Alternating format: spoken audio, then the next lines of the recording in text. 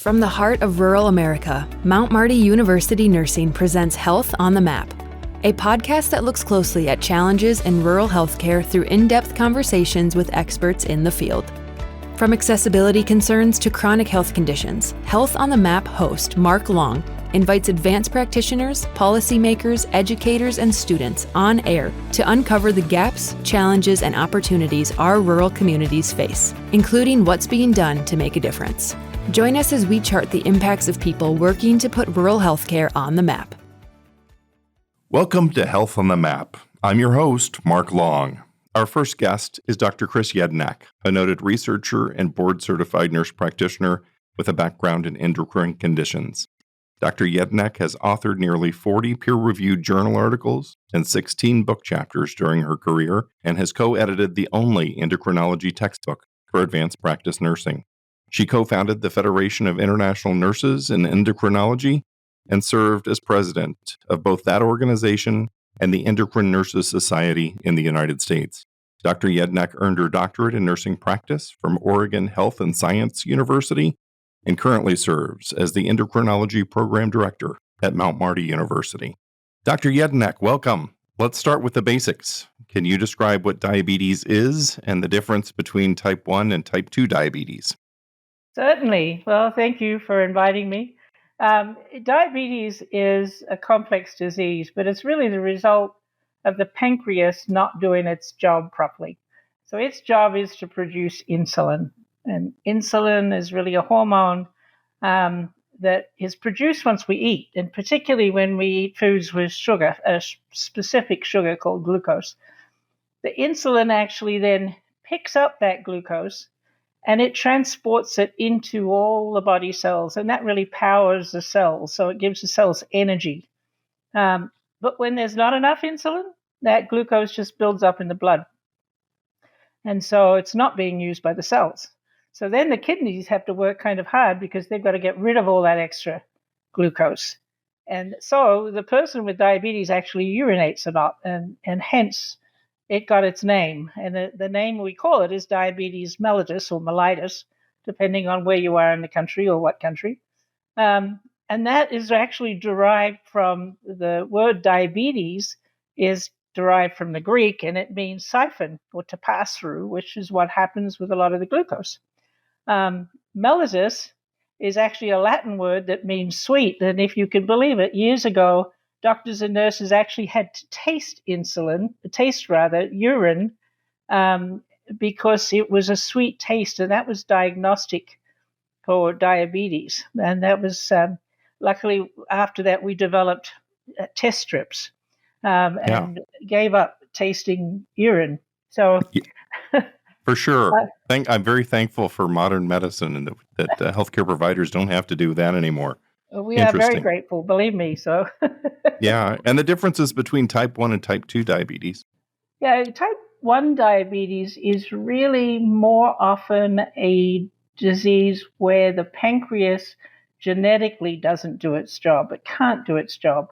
So often that's diagnosed really early in life, in childhood, but there's actually now diagnosis of that type of diabetes later in life as well. Type 2 is most common, so 90 to 95% of diabetes is type 2, and type 2 is really an issue of the pancreas not making enough insulin, or the body is kind of resistant to that insulin, so it's not allowing it to do its job very well. And there's a number of reasons for that. Great, thank you. Interesting. So 90% is type 2, and I know according to the CDC that in 1980, about 6 million Americans has diabetes.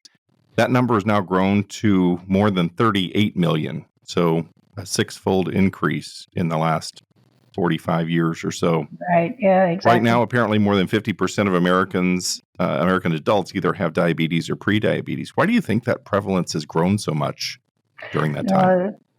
I think there's a number of reasons. And certainly, that figure actually may be a lot higher than that, because those are the people that we know, have the propensity for it. But those people that are undiagnosed, that figure may be more in the 40 million range. So But lifestyle, because of the type of diabetes, we're talking about type 2 in particular, lifestyle is kind of a big issue. Since around the 1950s, right, we are more sedentary and TV is more prominent. Computers have kind of taken charge of our lives, video games for kids. A lot of people are working desk jobs. The other issue, I think, is we're all running busy lives. And so we're trying to do a lot with a short time, including raise children, take children to sports activities, etc. So fast foods have become really a choice and very available in most places. And then in the supermarkets, we have a lot of over-processed foods.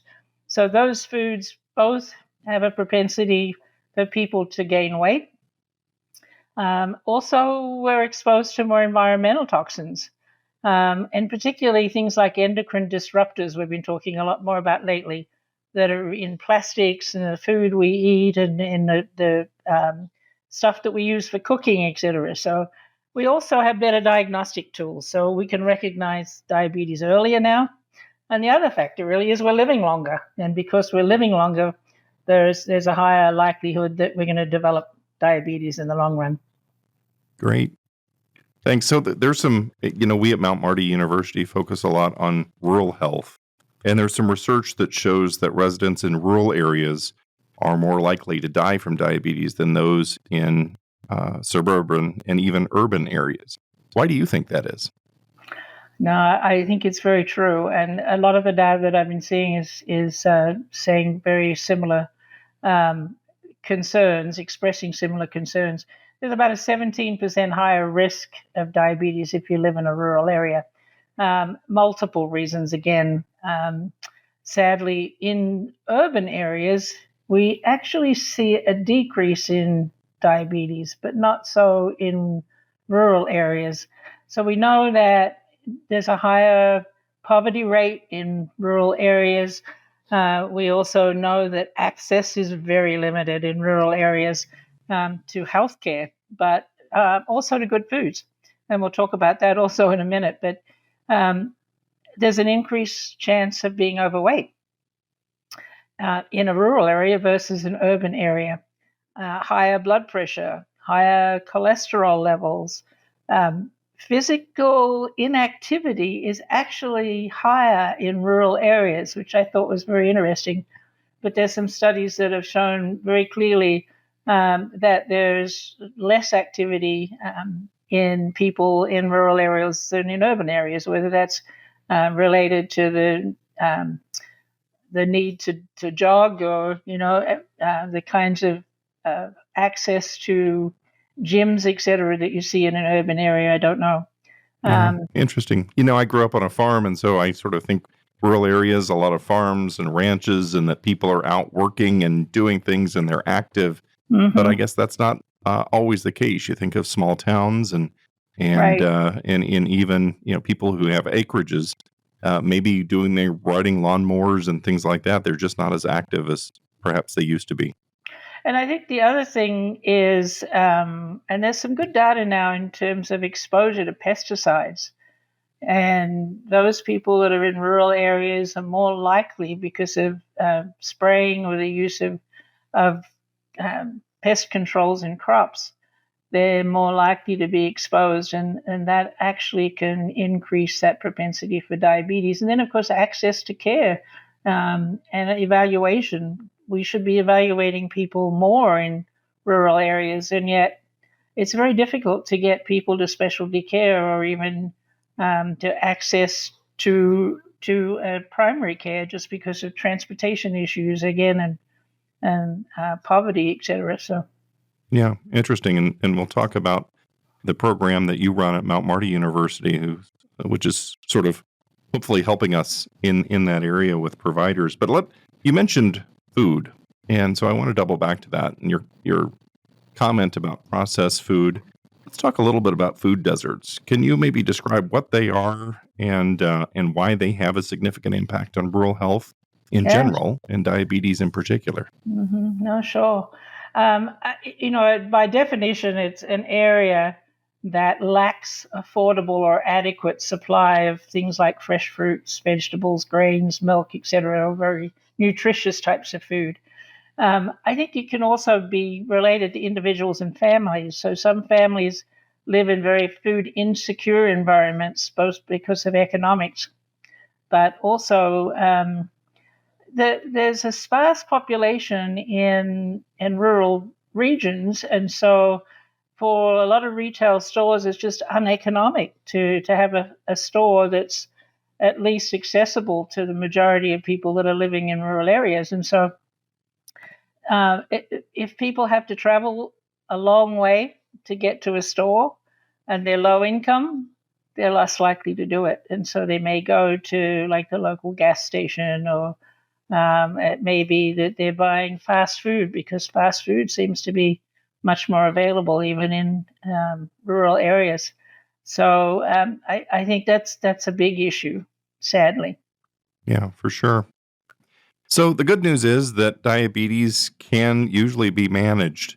The bad news is that there aren't a lot of providers out there who have a depth of knowledge about diabetes. We talk about endocrinologists, which are the physicians who manage endocrine disorders, including diabetes, most often. And there aren't a lot of them out there, interestingly enough. In South Dakota, where Mount Marty is, endocrinologists only exist in Sioux Falls and Rapid City.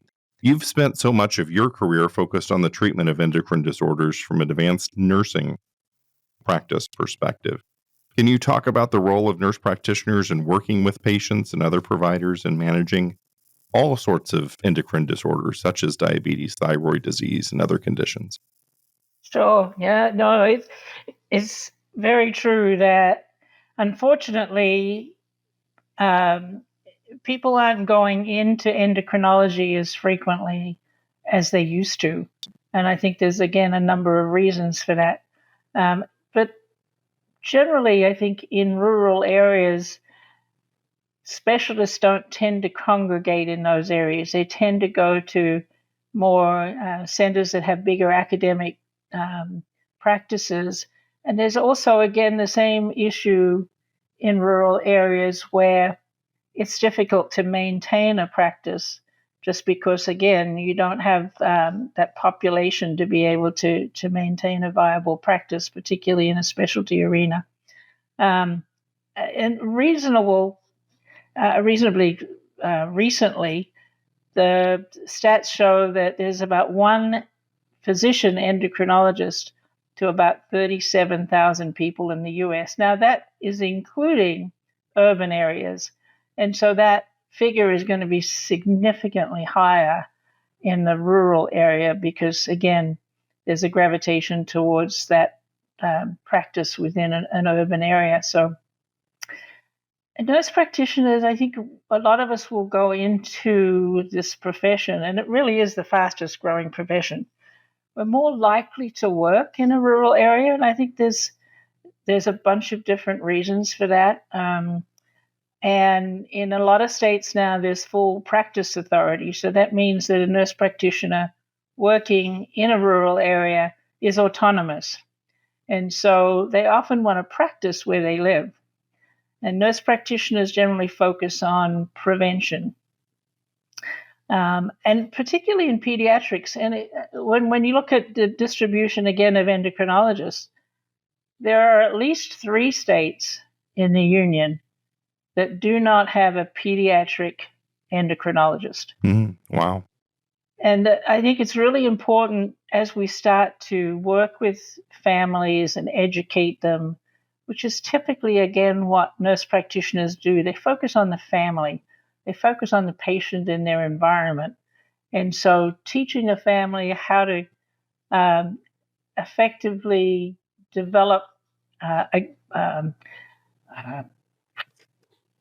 a good dietary regime in a family is important, because then you can start to prevent obesity and the food desert issues within that family. So we look at lifestyle, we look at interventions that prioritize a healthy lifestyle and education around that.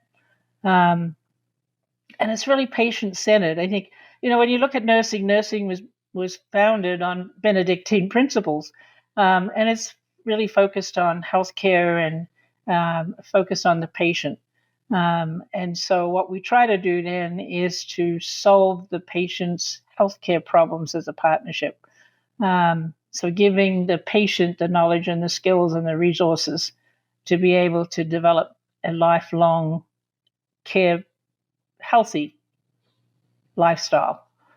Yeah, for sure. Mount Marty University is a Catholic Benedictine institution, and so focus on community, and as even Saint Benedict says in his rule, the care of the sick is very important, and so it dovetails perfectly with what we do with nursing. Let's pivot to our new endocrinology program at Mount Marty University. Can you discuss the certificate that we have and the knowledge that you hope nurse practitioners who complete the program, the impact they have on care? I think it's very exciting. It's really developed out of a need in the rural area, but also an increasing need in primary care for endocrine knowledge, because as we talked about before, there's this shrinking population of endocrinologists, and so a lot of that care has been absorbed by primary care providers, and nurse practitioners are trained as primary care providers, and so it's an extremely important move, I think, when we look at basic training in terms of nurse practitioners and certificates. There's so much to cover in a short time that, and as knowledge expands, we don't have enough in-depth information. And so when we're talking about this sudden burgeoning increase in diabetes, for example, but also thyroid, bone, cardiac, etc., these all relate to what the physician endocrinologists then refer back to primary care. And so this is a gap that Mount Marty is filling with really a subspecialty in terms of endocrinology for the primary provider, so that they can be more effective in treating these patients and feeling like they can actually address their needs. Yeah, it's exciting, and we've gotten a lot of good feedback from the healthcare community in the upper Midwest and elsewhere. And I know the first cohort of these practicing nurse practitioners who are already been in practice, several of them for years, they've come back and they've decided to go back to school in this online program. What have you learned from those 6 as you have started this new certificate program? I think it's seeing them rediscover the joy of learning, I think is number one. Because when you think about going back as an older adult back to school again, it's a little daunting. And so trying to juggle a practice, because all of these students are working full time, and trying to juggle that with, there's a clinical component as well as a didactic component for this session. But they are so motivated and they're so determined to fill that gap for the needs of their patients, that they're willing to make those sacrifices. And they every week, I think, we discover something new, and how as they're bringing cases to discuss and asking questions, they're understanding a lot more about the background for endocrine patients, and how best to manage them. So it's been a very exciting development, and I'm looking forward to this continuing. And we're only in the end of the first semester, so we have a lot more to share together. But we're basically learning together as well. I think it's been a great experience. Which is usually the best learning environment, and I know that there are several other nurse practitioners who have sought out the university and inquired about the program. So It looks Indeed. like it has an exciting future. Yes, we're looking forward to it. Yeah, the final question. You spent years on the staff of a pituitary center at Oregon Health and Sciences University, working on other endocrine conditions. It's sort of fascinating. I mean, if people know anything at all about the pituitary gland, they know it's in your head, but many people don't know what it is or what it does. Can you talk a little bit about your rewarding work in that area? Yeah, certainly. The pituitary is really the master gland of the body. It really directs a lot of the end organ functions throughout our body. So if there's an issue with the pituitary gland, then there's some significant health issues down the line. So looking at, and there's a number of reasons, again, for that to occur. For the most part, pituitary disease occurs later in life, either because there's a tumor or because there's been some environmental issue that's damaged the pituitary and its function. So, but what I find is, number one, you're right, people don't really know about the pituitary. It's not something, sadly, that has a lot of exposure in basic training. And so I think we all are learning more about pituitary diseases, and paying a little bit more attention to that, I think, in primary care is really important. But for me personally, it's a long-term relationship and partnership with my patients that I value. We problem solve their health challenges and their health journey, through all the challenges of life and through all the life transitions. And that's been very rewarding in itself, and seeing people just to be able to achieve or maximize their potential for a good quality of life is extremely rewarding.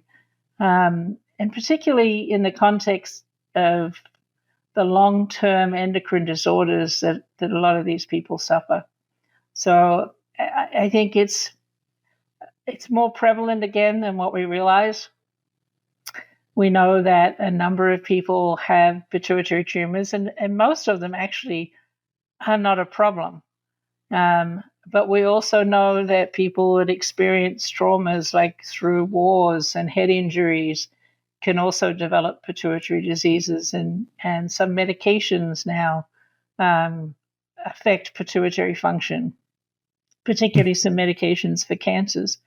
And so being able to address these and help the patient get back to a stable quality of life is very rewarding.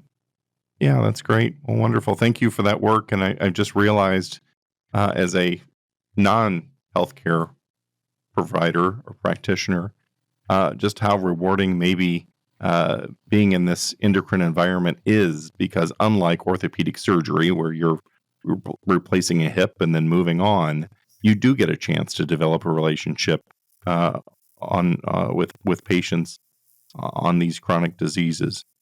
Indeed. No, it's very dynamic, I think, and that's the important thing. Diabetes is dynamic, and it changes from day to day. It changes from life transitions, through childhood, adulthood, marriage, pregnancy. So it's rewarding to be able to work with patients to meet the barriers, to meet the hurdles, to jump the hurdles, and then to be able to manage their health journey themselves. That's great. Dr. Chris Yedinak, anything else I should have asked?